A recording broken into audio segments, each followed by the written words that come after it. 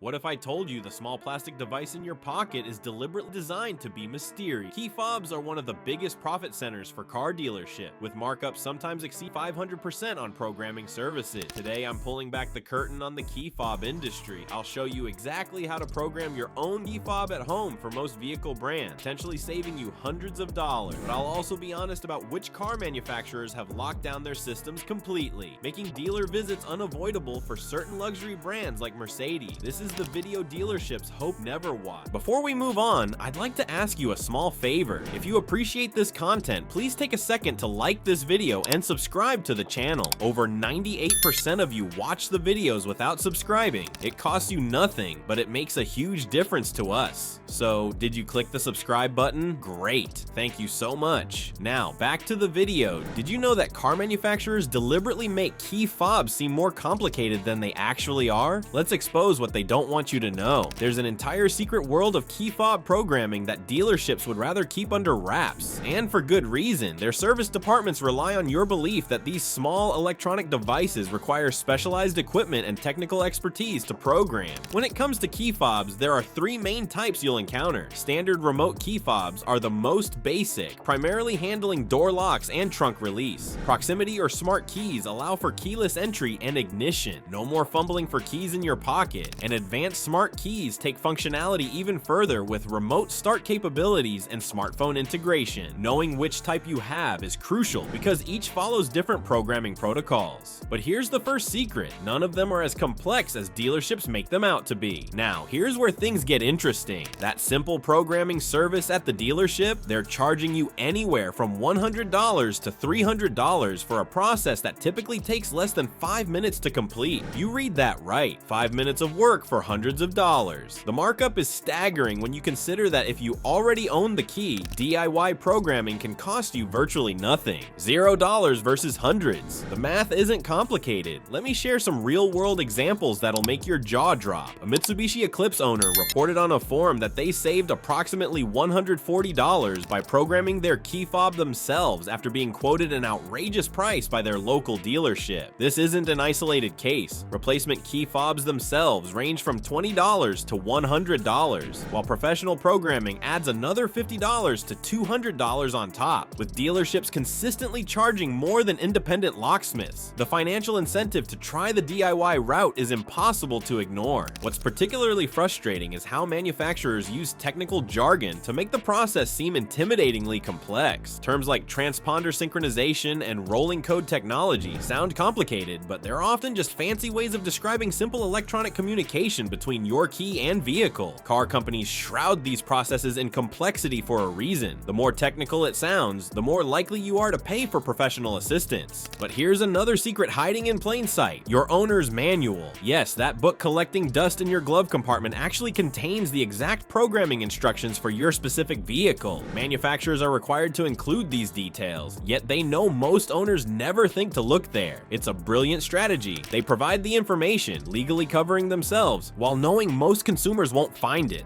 What you'll discover in the coming minutes will apply to approximately 70% of vehicles on the road today. There's a universal programming method that works across numerous makes and models with only slight variations. The process is so standardized that once you understand the basic principles, you can program key fobs for most vehicles you'll ever own. The truth is that you can program most key fobs at home without any special tools or technical expertise whatsoever. The process is deliberately kept secret to protect service department profits. Think about it. If every car owner knew how simple this process really was, dealerships would lose millions in service revenue annually. It's in their financial interest to maintain the illusion of complexity. For independent shops and locksmiths, the story is similar. While they typically charge less than dealerships, they still benefit from the general public's lack of awareness. Their pricing reflects the perceived value of specialized knowledge rather than the actual time and effort required for the task. Ready to save hundreds of dollars with a DIY solution that takes less than 5 minutes? Let's break down the exact steps. What if I told you the real reason most DIY key fob programming attempts fail has nothing to do with technical skill? The silent killer lurking behind countless frustrated owners is manufacturer-specific timing requirements, sometimes differing by mere seconds between brands. This critical detail separates those who successfully program their fobs from those who surrender and drive to the dealership after wasting hours. Let's break down the universal method that works for many vehicles. First, you'll enter your vehicle with both your original and new key fob. Insert your existing key into the ignition and turn it to the on position. That's where the dashboard lights illuminate, but the engine doesn't start. Now, within 10 seconds, press the lock button on your new key fob. Wait for a confirmation signal, typically a flash of lights, door lock cycling, or a beep. This sequence tells your vehicle's computer system to recognize and pair with the new fob. But here's where car manufacturers have cleverly hidden the real challenges. The timing requirements between brands aren't just slightly different, they're deliberately inconsistent. Toyota vehicles often require holding the lock button for precisely 1.5 seconds, while Ford models might need a full 8-second press. This seemingly minor detail becomes the exact reason most people following generic YouTube tutorials hit a brick wall. The programming landscape gets even more interesting when we look at which manufacturers have deliberately restricted DIY methods. Mercedes-Benz stands out as notoriously difficult, with most models requiring specialized dealer equipment. As one expert notes, Mercedes-Benz is frequently cited as a brand that often necessitates professional intervention, typically requiring a visit to a dealership for key fob programming. BMW and certain Audi models follow similar patterns with sophisticated systems that are essentially locked down. On the opposite end of the spectrum, Ford, Toyota, and Honda have maintained relatively accessible programming methods. These manufacturers provide more accessible programming methods, potentially allowing owners to avoid dealership costs by following the instructions in their owner's manuals. This disparity highlights how some companies prioritize consumer autonomy, while others tightly control their vehicle systems. When programming doesn't work on your first attempt, start with the simplest fix: check the key fob battery. A depleted or weak battery in the key fob is a frequent cause of programming failures and resolves a significant percentage of issues. Next, verify you're following the exact sequence for your specific vehicle model. The programming procedures aren't uniform across all car brands. They're often brand specific and sometimes even model specific. The difference between success and failure might be as simple as the duration for holding the lock button on the key fob might range from a few seconds to as long as 10 seconds, depending on the manufacturer. Yet things get trickier if you've lost all your original key fobs. In these situations, the security verification process becomes more complex and you'll likely need professional assistance. Your vehicle's security system is designed to prevent unauthorized programming without proof of ownership, a safety feature that unfortunately makes DIY solutions impossible in these scenarios. For newer vehicles with push-button start systems, the programming process differs slightly. Rather than using the traditional key and ignition method, these systems often involve pressing the start button without depressing the brake pedal to enter programming mode. Once in programming mode, press the lock button on your new fob and wait for confirmation. Usually a light flash or audible chime indicating successful synchronization. Now, perhaps the most overlooked aspect of successful key fob programming is consulting your owner's manual. This resource provides the most accurate and reliable guidance for the specific vehicle. The manual contains the exact model-specific instructions required for your vehicle, from the precise number of ignition cycles to the correct button press duration. For specific models, the programming process can be uniquely different. Take the Mitsubishi Eclipse, which has a distinctive method requiring a paper clip to connect slots 1 and 4 in the data port located under the dash. After inserting the key without turning it, you push the hazard button 6 times, then press the lock button on the remote 3 times when the doors lock and unlock. While this programming method works for the keyless entry functions, remember it doesn't program the transponder chip needed to start the car. And here's the truth that dealerships don't want you to know. Your vehicle's owner's manual often contains the exact programming instructions tailored to your car's make and model. That's your first resource before handing over your hard-earned money. Your right to repair extends to key fobs too. While some luxury brands like Mercedes do require professional intervention due to proprietary technology, most vehicles can be programmed at home following those manual instructions. This isn't just about saving money, it's about reclaiming ownership of your vehicle's maintenance. The automotive industry has created an illusion of complexity around these simple devices.